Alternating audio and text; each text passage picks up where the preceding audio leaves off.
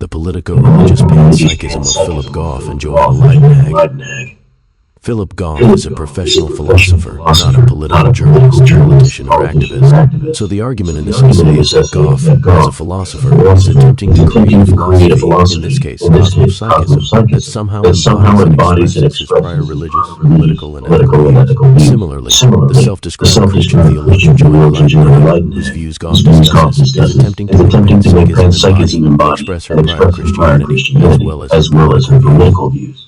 Introduction E. Philip Goff's political and religious views, Joanna Leidenhag, and Philip Goff with Politico-Religious use of Panpsychism. Much of this essay focuses on how the philosopher Philip Goff and Christian theologian Joanna Leidenhag tie or even fuse Panpsychism with political and religious views. Relevantly, Panpsychism is very clearly shown in Goff's paper, Should Panpsychists Be Christians?, which was published in the journal Religious Studies. There is a technical, as it were, middle section in Goff's paper, which tackles issues which go back to the ontological argument. I shall ignore this section. Instead, I'll simply tackle what is peculiar to Goff himself. See Note 1, Philip Goff's political and religious views. It's worth saying straight away that readers may agree with some or even most of Goff's political views and positions. However, the problem here is the artificial and even dishonest way these political views and positions are even fused with. Two metaphysical positions, that is Panpsychism and Cosmopsychism. For one, it's surely possible to be a Panpsychist and not hold any of Goff's political values and views. On the other hand, people can share Goff's political values, views, and ideas, yet also believe that Panpsychism is baloney. Goff may well argue otherwise. Indeed, I suspect most of those who share Goff's politics, at least the ones who give Panpsychism any thought, do actually believe that Panpsychism is baloney. What's more, some of those people may even believe that Panpsychism is politically counterproductive, or worse. So what of Goff's religious views? The following is an anecdote Philip Goff has told a couple of times in his books and publications. I once asked Chalmers if he had any religious sentiments, to which he replied, only that the universe is cool. It's crystal clear that Goff himself has religious sentiments. However, Goff does have problems with what he refers to as the omni-God. See here, he also has problems with what he calls Abrahamic faiths. So why isn't Goff a Christian? Perhaps the main reason why Goff rejects Christianity is expressed in his own words here. To here are still profound challenges for Christians hoping to circumnavigate the problem of evil. Goff also states the following: I personally think evil and suffering constitutes very strong evidence against the omni-God hypothesis, and hence very strong evidence against any conception of Christianity that involves an omni-God. In his books and elsewhere, Goff has offered his readers various autobiographical details which strongly suggest that his prior politics and ethics are calling the shots when it comes to his metaphysics. Here's an example of this as it relates to Goff's just stated position on God and evil. To take the objection of my dad, a lifelong agnostic Catholic, to Christianity. Why didn't Jesus stick around? If satisfactory answers to these questions cannot be given, then we haven't avoided the problem of evil at all. One response here may be to argue that this autobiographical stuff is simply showing us why Goff isn't a traditional Christian, not why he's a panpsychist. However, since Goff himself ties or fuses religion, politics, and philosophy together, it will be shown why this autobiographical passage has been quoted. There are, of course, other political and ethical reasons as to why Goff rejects Christianity. Yet those other reasons don't seem to be primarily philosophical, logical, and/or scientific either. In any case, Goff himself tells us that he's spiritual. Perhaps it can be assumed that most panpsychists are panpsychists for primarily spiritual and/or political reasons too. Goff writes, Here are those such as Hedhassel Morch, Itay Shani, and myself, who do have certain convictions which may be called spiritual, or at least which depart more radically from our standard naturalistic picture of reality than bog-standard panpsychism. There is a split, however, which Goff himself notes. That split is between spiritual but not religious panpsychists and traditionally religious panpsychists. Goff, Morch, Itay Shani, etc. are, as it were, spiritual panpsychists, and Joanna Leidenhag is a Christian panpsychist. Note that Bernardo Castro, Deepak Chopra, etc. are spiritual idealists. Joanna Leidenhag and Philip Goff. Philip Goff introduces Joanna Leidenhag's book, Mind Creation, Theological Panpsychism and the Doctrine of Creation, by firstly telling us that there has not been much work connecting up panpsychism with the Abrahamic faiths. And that connection is precisely what Leidenhag is attempting to bring about. Goff continues. Leidenhag argues a partnership between panpsychism and Christianity is mutually beneficial for both parties, and outlines a number of ways in which one can be seen to benefit the other. So, to Leidenhag, the relationship between Christianity and panpsychism is reciprocal. Goff also writes, Leidenhag also thinks panpsychist eco-philosophy can benefit from Christianity. This is an explicit acknowledgement that panpsychism is directly tied to politics. More accurately, both Leidenhag and Goff tie panpsychism to eco-philosophy. See also ecosophy. So Leidenhag is very much like Goff in that she's attempting to make a metaphysical position serve religious, political, and ethical goals and causes. According to Goff, Leidenhag aspires to use panpsychism to construct a conception of Christianity suited for a time of ecological crisis. This is exactly what Goff is doing with panpsychism. In terms of detail, in the following passage, Leidenhag ties what she calls the divine mind to a panpsychist position. This metaphysical intimacy between the divine mind and the natural world is easier to make sense of if both are, or are made up of conscious entities. Indeed, even Leidenhag herself, as quoted by Goff, believes that Christianity is the most anthropocentric religion the world has ever seen, given man's effective monopoly on spirit in this world in a standard Christian ontology. Goff himself can't square traditional Christianity with his own political and ethical views. However, he can square it with his new, as it were, cosmic religion, the Politico-Religious use of panpsychism. The way Philip Goff describes Joanna Leidenhag's position makes it seem as she too is pragmatically using panpsychism. For example, Goff writes, Leidenhag proposes ways in which adopting panpsychism can be beneficial for Christians. Indeed, Leidenhag believes that panpsychism can be beneficial for Christians. So how does Leidenhag want to use panpsychism in beneficial ways? According to Goff, Leidenhag uses panpsychism to advance Christianity by offering this argument.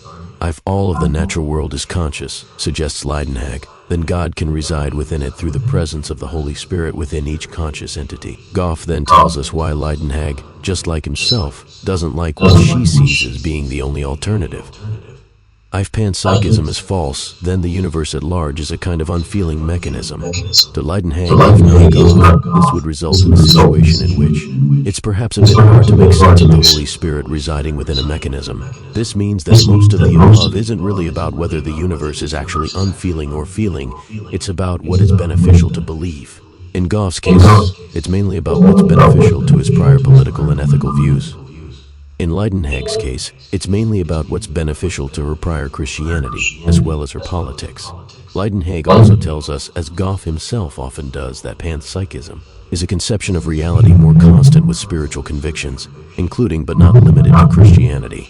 And yet again, Leidenhag comes clean about her belief that panpsychism can be beneficial to her own Christianity. The phrase "comes clean" may seem rhetorical, yet I can't think of a more accurate way of describing Leidenhag's own words. According to Goff, by instead adopting panpsychism, we can return to the Christianity of St. Francis of Assisi, in which all things animate and inanimate have intrinsic worth. But what of Goff himself? Leidenhag's word beneficial has just been quoted a couple of times, and Goff also says that, I agree on the benefit of panpsychism to eco-philosophy, and have in the past made similar arguments. Goff's political and ethical position is made explicit when he continues with these words. The terrible mass destruction of forests we witnessed in Brazil in recent years under Bolsonaro have a different moral character if we see them as the burning of conscious organisms. Thus, Goff comes very close indeed to admitting that his use of scientific or physical cosmology and theoretical physics, along with panpsychism itself, is simply a tool to advance his politics, ethics, and religion. In other words, Goff is a professional philosopher, not a political journalist, politician, or activist. Thus, as a philosopher, he wants to create a philosophy that embodies and expresses his prior politics and ethics. For example, Goff tells us that it would be nice if reality as a whole was unified in a common purpose. Goff also believes that what would be nice needs to be backed up with some science and some philosophy. Otherwise, his views may simply come across as being an expression of mere politico-religious sentiment. Thus, Goff continues by saying that certain features of reality, such as cosmological fine-tuning and psychophysical harmony, give us grounds for taking that idea seriously. It can be seen that Goff has kept on updating his panpsychism in response to the recent science he's just read. That may seem like a good thing in that he's at least taking note of new science. Indeed, it may also seem as if he's updating his philosophical positions in response to the new science. However, Goff may simply see such new science as being, to use that word again, beneficial to his prior panpsychism, just as his panpsychism is beneficial to his prior politics. To justify these claims, when Goff first discussed panpsychism in his early papers, they date back to 2006, there was very little, if any, science to be found within them. There certainly wasn't much, or even anything, about physical cosmology and scientific cosmology. This was the case up until around 2017, when Goff started to refer to cosmopsychism. Sure, Goff had previously referred to atoms, electrons, etc. in his early papers. However, he did so simply to argue that such things might, or do, instantiate experience or consciousness. Then Goff moved on to include space-time itself within his panpsychism. Goff wrote, "Space-time on its own is a simple and ubiquitous experience." And now, in 2023, Goff states that the quantum vacuum may be conscious. Goff tells us that. It seems to me that the self-explainer might just be the conscious universe itself, or perhaps the conscious quantum vacuum.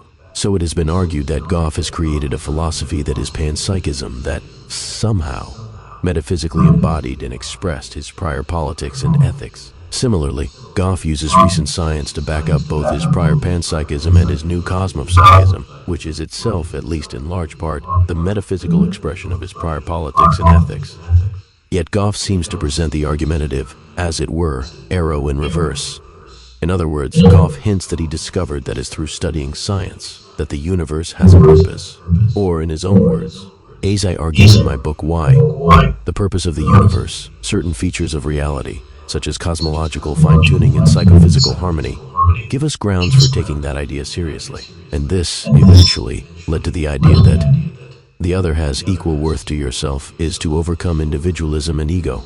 Apart from this link being fantastically circuitous or tangential, admittedly I've expressed it simply here, it can also be strongly suggested that Goff has inverted this argumentative arrow.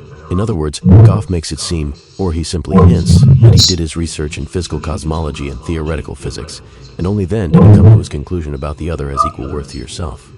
Yet, in actual fact, Goff believed this long before his recent research into scientific physical cosmology and theoretical physics.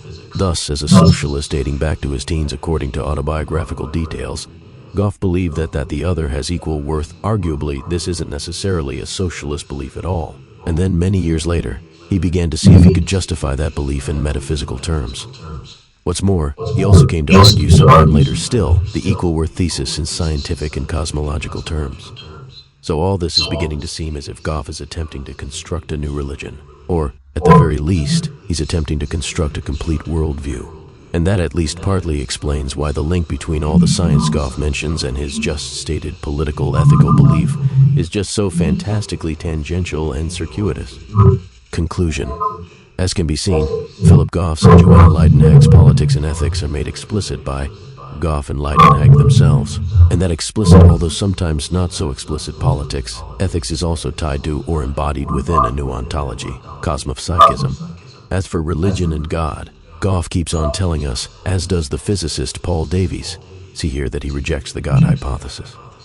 Except that he doesn't. That's because much of what he says about cosmic purpose is more or less, although sometimes precisely, how many Eastern and ancient religions have previously described God. See here, all this means that Goff doesn't in fact move away from either God or from religion. He simply moves away from traditional Western religions and away from the Abrahamic God. Note, this middle section with the title The Self-Explainer Argument is philosophically detailed.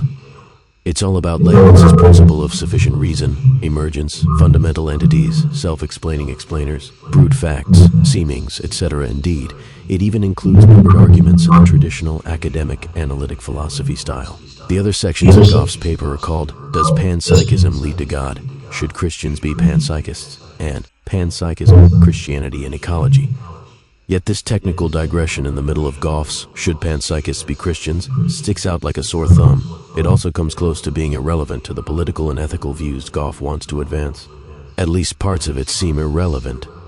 It's as if Goff is attempting to prove to his readers that he can still do technical analytic philosophy, despite his newfound interest in creating a politico-religious philosophy, or even a politico-religious worldview. Another problem with this technical middle section is that it doesn't contain anything original to Goff. Indeed, he tackles themes which have been debated in analytic philosophy many times over the last few decades. What's more, debates about self-explaining explainers, without of course that precise term always being used, etc., date back to the ontological argument in the 11th century, or even further back than that. More relevantly, nothing in this technical section is directly tied, or even can be directly tied to Goff's new cosmic religion or to his politics. See my why, the philosopher Philip Goff's new cosmic religion. Other related links: panpsychist Philip Goff's combination problem, little conscious subjects and emergence, intrinsic nature, philosopher Philip Goff on what physics leaves out, and Professor Philip Goff's panpsychist philosophy of trees. In my last essay, I noted the strong similarities between the physicist Paul Davies's views and Philip Goff's own. See, physicist Paul Davies's deep or specious questions about life, the universe, and everything, and physicist Paul Davies's contributions to the advancement of religion, as seen by Father Mariano Artigas.